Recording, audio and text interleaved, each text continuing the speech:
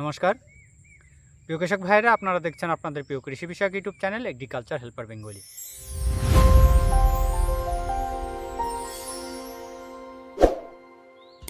প্রিয় কৃষক ভাইরা, আজ আমরা এই ভিডিওতে আলোচনা করব ইউপিএল কোম্পানির সাফিলাইজার ছত্রাকনাশককে নিয়ে।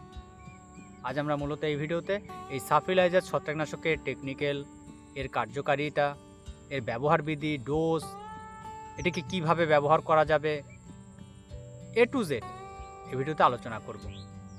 এবং তার থেকেও বেশি গুরুত্বপূর্ণ হচ্ছে এই যে ইউপিএল কোম্পানির সাফিলাইজার, এর মধ্যে যে টেকনিক্যালটি আমরা দেখতে পাই, সেম টেকনিক্যালে ইউপিএল কোম্পানির সাপ পাউডার বা সাপ ছত্রাকনাশক তার মধ্যেও আমরা দেখতে পাই। তাহলে একই কোম্পানি একই টেকনিক্যালের দুটো ব্র্যান্ড নেমের প্রোডাক্ট বাজারে কেন নিয়ে এসছে?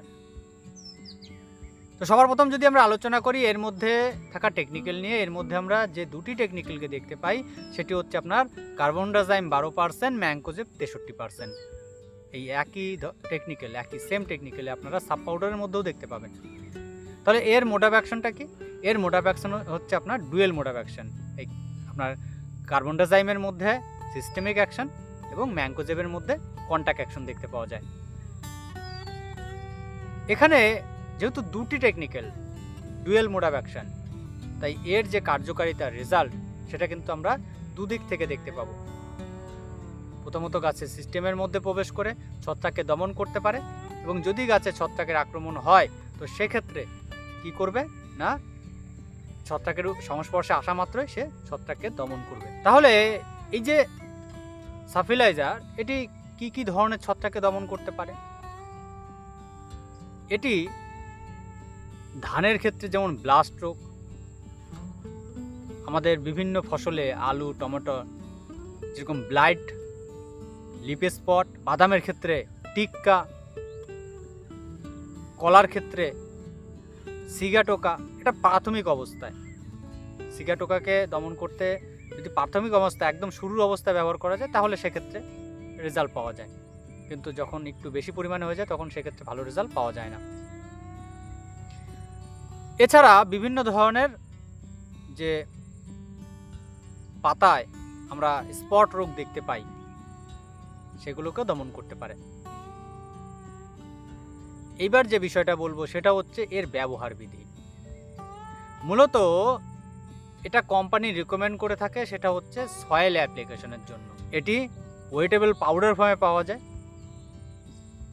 যেটি সহজে জলে গুলে যায়। কিন্তু আমরা কি দেখেছি এতদিন পর্যন্ত, যে সাব পাউডার আমরা ব্যবহার করতাম, একই রেজাল্ট, একই কাজ। সাব পাউডারকে আমরা স্প্রের মাধ্যমে ব্যবহার করতাম। ঠিক একই রকমভাবে সাফিলাইজারকে স্প্রের মাধ্যমেও ব্যবহার করা যাবে। তার পাশাপাশি এটিকে বলা হয় যে সয়েলে অ্যাপ্লিকেশন করতে, আমরা যখন জমিতে সার ব্যবহার করি সেই সারের সাথে মিশিয়ে আমরা জমিতে ছিটিয়ে দেব।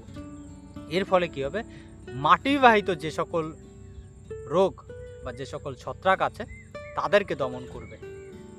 তাহলে সেক্ষেত্রে আমরা যখন সয়েল অ্যাপ্লিকেশন করব 1 বিঘা 33 শতক জমির জন্য আমরা এটিকে ব্যবহার করব 500 গ্রাম পরিমাণে। আবার আমরা যদি স্প্রে করি, স্প্রে করলে প্রতি লিটার জলে 2.5 থেকে 3 গ্রাম পরিমাণে ব্যবহার করব। আর 1 একরের জন্য বলা হয় যে 500 গ্রাম পরিমাণে ব্যবহার করতে হবে স্প্রের মাধ্যমে। আর যদি আমরা সিড ট্রিটমেন্ট করি, যেরকম বাদাম, ছোলা, বিভিন্ন ধরনের যে বীজ শোধনের ক্ষেত্রে বলা হয় 1 কেজি বীজের জন্য আমাদের 3 গ্রাম পরিমাণে এই সাফিলাইজারকে ব্যবহার করতে হবে। এর ক্ষেত্রে কিন্তু ভালো কাজ পাওয়া যাবে।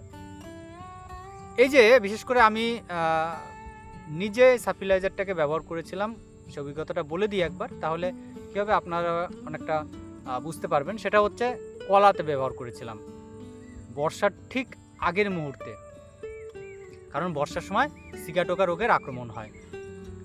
তো সেই বর্ষার আগে যখন ব্যবহার করি সেক্ষেত্রে দেখা যায় যে সিগাটোকার যে আক্রমণটা সেটা অনেকটা কম দেখা গেছে, হয়নি বলবো না, কম দেখা গেছে।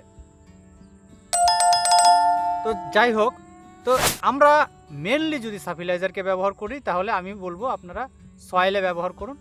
আপনারা স্প্রেও যদি ব্যবহার করেন তাহলে সেক্ষেত্রে সাব পাউডার ব্যবহার করতে পারেন।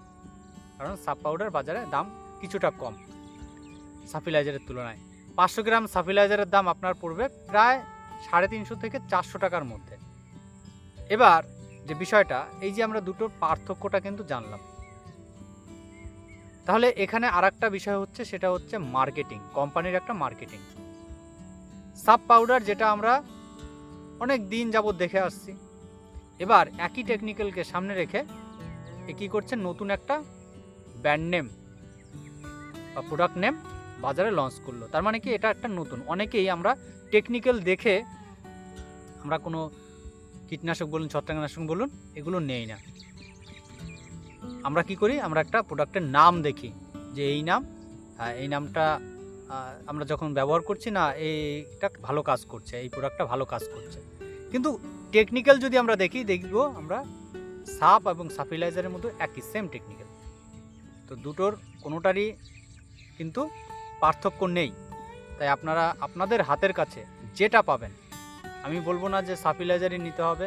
আপনারা যদি সাব পাউডারও সয়েলে অ্যাপ্লিকেশন করেন, আপনারা সেম রেজাল্ট দেখতে পাবেন।